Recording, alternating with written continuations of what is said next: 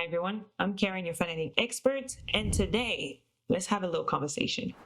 I'm sick of people creating a false narrative about me. Let's set up my story straight. I will give you a couple of hard truths, story times, and at the end of the video, I'm gonna answer a couple of your questions. I wrote them down so you can get to know me a little bit more. First of all, I would like to thank all my new followers, especially on YouTube, TikTok, Instagram. Y'all have been tremendously supportive. I'm trying to build a community here, and all I want is for my people to win. If you have a dream, please follow that dream. Whatever you want to do, whatever you set your mind to, you'll succeed. I guarantee you. And this channel is not only about fine dining etiquette, fine dining restaurant. This is also something I want people to know, that I am a huge believer in manifesting your life. Here's all the hard truth you really need to know in life. Nobody's going to save you. No one. If you don't believe in yourself, nobody will. If you want to change your life, you will have to become someone completely different to acquire what you desire. Change your mindset, learn something new, challenge yourself, and look at the results. You have to get up and do the things you said you was going to do.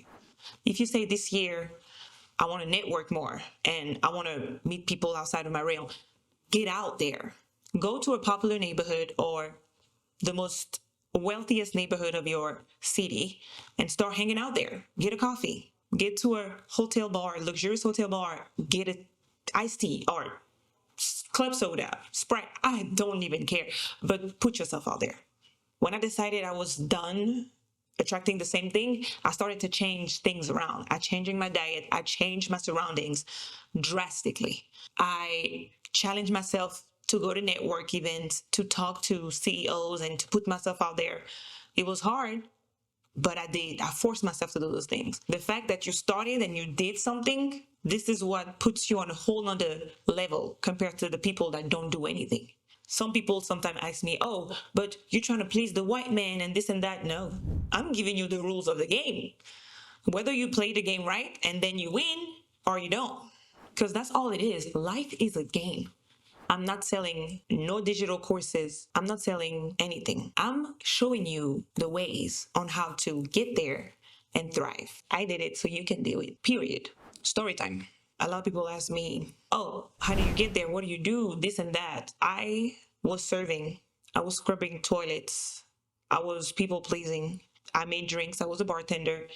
I was in the restaurant business for over 10 years now. I never been to an etiquette classes. I never been taught that by my mom or even at school. None of that. I learned it through life. Serving people helped me understand how the world works. I realized that you don't have to be successful for someone to respect you. No, you need to have integrity. You need to know how to behave in social gatherings, surrounding other people.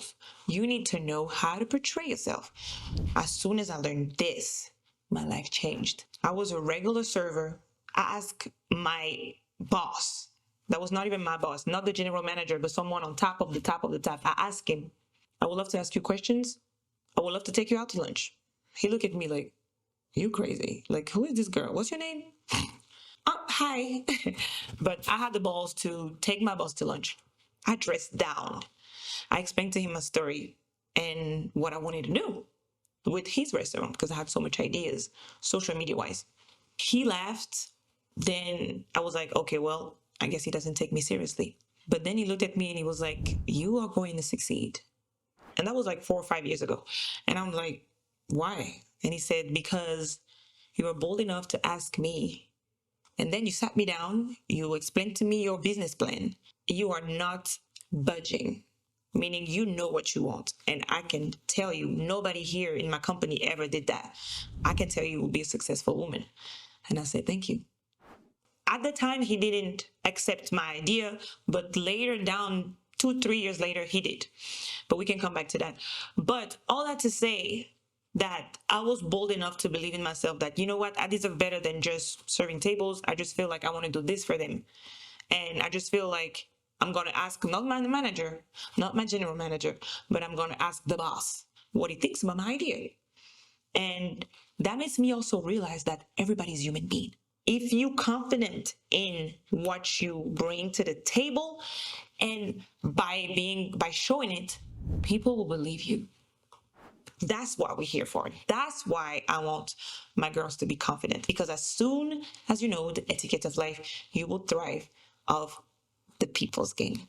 One day you realized the value of what I'm teaching you. You will learn, you will try, you will get it, because most people want things or dreams of things, but they never reach it. And that's just the truth.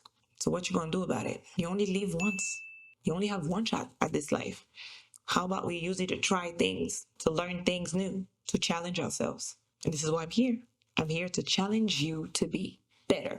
And what I want to do is creating events once a month, once every 2 months, once every 3 months, with everybody that's willing to come, go to finding a restaurant and learning about each other, building strong connections, elevating each other's, whether it's women, men, and learning about something new while sharing a meal. I feel like people are more jovial when they're sharing a meal, because we all love to eat, right? So you'll be more open-minded and happier if you and I are talking while there's food in front of us. It's just what it is. This is the question part that a lot of people ask me, and I'm going to answer you. It's like our little podcast. Your background is a blend of Cameroonian and French culture. How has this unique upbringing influenced your palate and approach to fine dining? Yes, so both of my parents are from Cameroon. They were born and raised there. Cameroon is right next to Nigeria in Africa. They immigrated to France when they were young, and they had me and my sisters. My mom, since I was young, always had a blend of culture, meaning she cooked very well. And sometimes she cooked Cameroonian food, African food, French food, Italian food. Since I was young, I always had a very open-minded palate. My mom is a chef. Literally, she cooked every day. I actually learned that she hated cooking for us, but she was just so good at it. I never thought that. My dad was okay. He didn't really cook that well. You transitioned from acting to fine dining. What key skills did you learn as a server in a renowned restaurant that you now apply as a food critic and influencer? I actually moved from Paris to New York to become an actress. And this is why sometimes you see me doing skits and acting, because I love acting. The skill that I learned is every servers are actors. When you go to a restaurant and you think, oh, he's so nice, maybe he is, but sometimes he might not be. Sometimes he's having a really bad day and he's acting because, you're paying his bills. Sometimes I have to fake it to the guest. And he's like, I don't like you, but I have to smile to you because you pay my rent. You've mentioned your goal is to demystify fine dining. What are some common misconceptions people have about fine dining and how you address it? So a lot of people think fine dining is stuck up ways, is you trying to agree with the slavery back in the days, like the white man taught people this is how you need to eat, and in order to be accepted you need to learn his ways. Not at all. Fine dining is an experience, and this is why I want people to understand. You can have fine dinings in one of the most poorest neighborhood, but because when they entered that restaurant, the experience was top tier. What's the most memorable or transformative dining experience you ever had, and what made it so special? I think it was Mujo. The staff makes you feel like you are by yourself. That makes you feel so special. When I wanted to excuse myself to go to the restroom, there's somebody behind me pulling up my chair. Some people may think it's kind of too much, but for me it was like, whoa, I don't even have to lift a finger. This is what I like. The chef was cooking in front of me. Normally chef may be a little bit aloof, but he was very warm. He was asking us questions and he was making us feel really in a good place. So Mujo for me is the number one.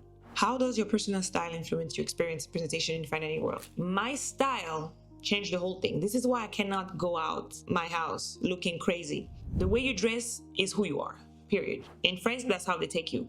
You dress like a homeless person, you'll be treated like a homeless person. And I learned that very, very early in my life, thanks to my mom. And this changed everything. What advice would you give to someone who is new to fine dining and want to feel more comfortable and confident in the environment? Even if sometimes I felt like I wasn't belonging, I'm telling you, you belong. 2, be confident that you're trying something new. Maybe you might not like it. You might like it, and it's fine. Don't make a scene, because we're not here for that.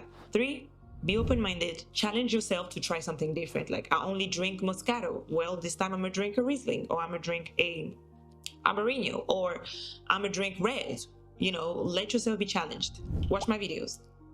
watch my videos. Before going to a fine dining restaurant, watch my etiquette videos, because there's a lot of things and a lot of stuff you won't know, which is okay. This is why I made those videos. With your experience in both French and American dining scenes, what are some key differences and similarities you observed? In France, we are more bent on the quality of the food and the service.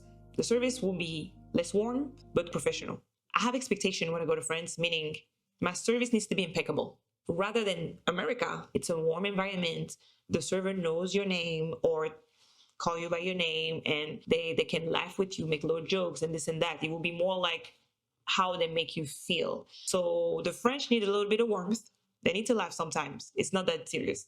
And the Americans needs to be more professional in the service. That's what I think. We need a little bit of both worlds to create the perfect world. How do you see the role of social media evolving in the fine dining industry, both for restaurant and for experts like yourself? Well, I feel like social media is the future. That's why I had to sit here. Why did I start social media? First of all, is because I didn't see someone like me, and I didn't want to listen to somebody else that doesn't look like me. That might sound unfair, but it is what it is. I didn't want to hear somebody else. So I was like, how come there's no one like us teaching those things? Aren't we existing in that world too? Yes, I go some places and I see Black people, but it's still not enough. And social media is a free platform for free knowledge and value. There's so much value and knowledge in social media, and you have no idea. The fact that I'm sitting here and you 30,000 kilometers away from me can receive that message or can experience those places with me is a dream, right? I have people that follow me back in Africa, and they've never been to America before, or they've never been to France. And I'm showing you those places, and it opens your mind, and you can be like, one day I'm gonna be able to do that too. I'm gonna be able to go to those places too and try this and try that. So I think it's just a gift for us to be able to learn and know so much within our small device, right? So social media is the future. I want to build a community so big, so strong, that if I tell my people do never go to this restaurant again, they will never dare to go again. We're starting with Atlanta first. And yes, that's the end of the questions that I received from you guys. I am beyond thankful for this journey that we are both on. Stay tuned because it's about to be big. If you want to know more about Karen, please comment down below or ask me a question down below. If you still haven't subscribed, do it now. Thank you again. This is Karen, your fine dining expert. Please follow for more.